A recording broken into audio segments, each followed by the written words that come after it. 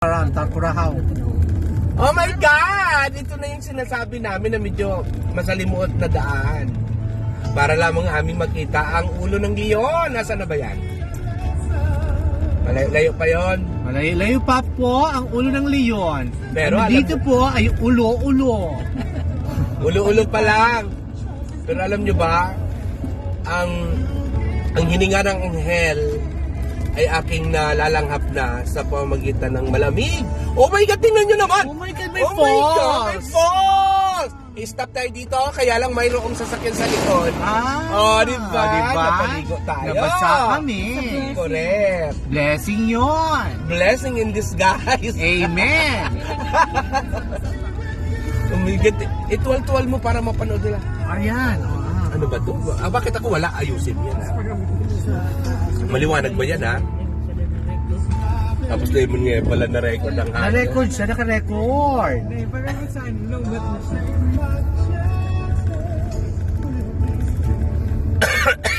May kasama po siyang ubo.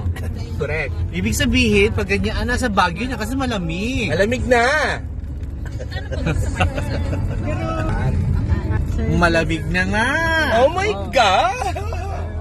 Oh my God. Nasa likod, ang ganda. Oh. Ang ganda. Parang blurred.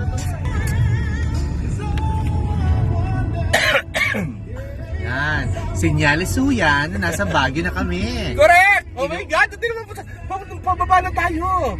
Iharap mo lang doon yung camera. Oh, pababa na, oh. Oh my God! Oh my guess! Oh my guess! Dire-diretso na kami.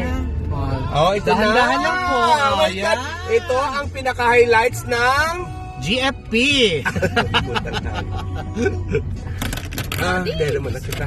Ayan o. Oh, di ba? Ang ganda. Pwede mo naman ano ng ano, pa-wiper? Ayan. Oh, di ba? Kita niyo yan. Oh.